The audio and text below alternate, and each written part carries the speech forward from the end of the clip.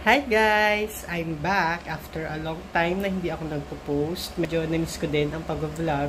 And this time, this is a very special vlog because it's my birthday. And pupunta ako ngayon sa Bicol. Ito din yung first time ko na makikita ko yung Mayon Volcano up close. Na-excite ako kasi it's my first time again. After a long time na magka-travel ulit ako alone. Actually, aside from that, pupuntahan ko rin yung mom ko sa Bicol kasi nandun siya ngayon.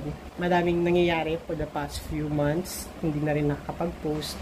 At doon ako mag-celebrate ng birthday ko. Actually, ng birthday namin ng mom ko because it's also her birthday on May 5. Last month kasi, nakapunta na rin ako ng Bicol. Supposedly for a family reunion.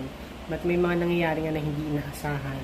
Kaya hindi na rin ako doon masyado nag-vlog kasi hindi rin naman appropriate para magpakasaya ng mga time na yon. And ito na lang, panoorin yung ibang video clips.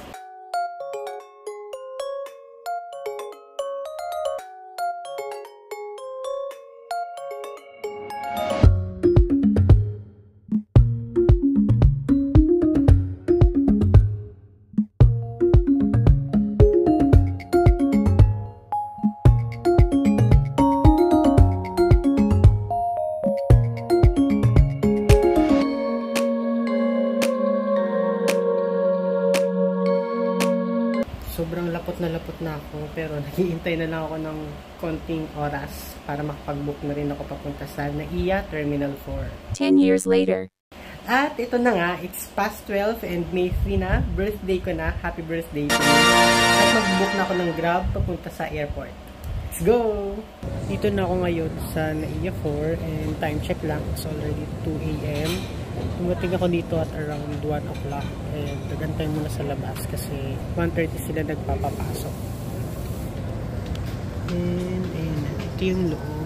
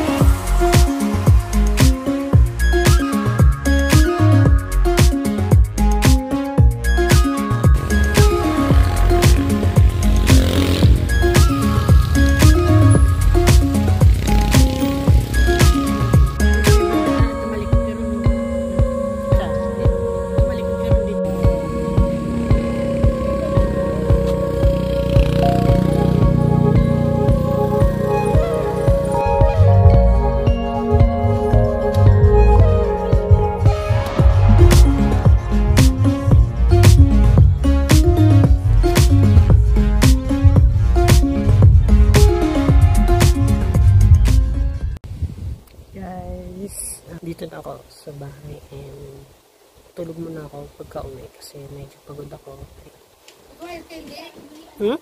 Ginawa ko to. And ngayon naman kain ako sakto. Dapat ako na ice candy. Pero magla-lunch muna ako. Katapos ko lang kumain guys. Gusto ko sana matulog kaso mainit. And wala rin namang handaan ngayon kasi bukas pa kami maghahanda for my mom's birthday. Kaya papakita ko na lang sa inyo kung gaano kalapit yung dagat dito sa amin.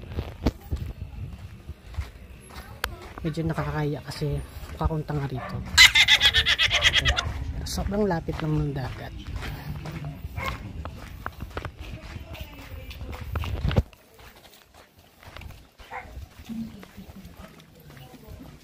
Ano yung dagat? Ayan, dito. Sleepin natin dito.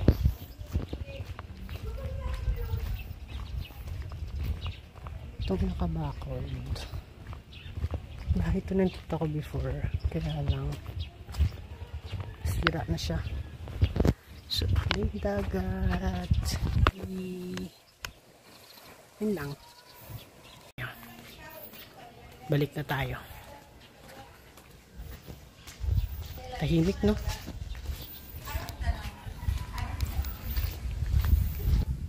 Tulog, laro. Tulog, laro. Sumasagot sa mga bumabating tawag. Nagbabasa ng mga messages. Tapos tulog ulit. Tapos laro na naman. Tapos tulog ulit. Ito, kakagising ko lang. Share ko lang pala guys, naghanda pala sila kanina. Paluto ng pansit, then merong pizza. Yun lang naman, minerienda namin yung kanina. Tapos natulog ulit ako kasi naantok na talaga ako. And ngayon, time check, it's 7:48 p.m.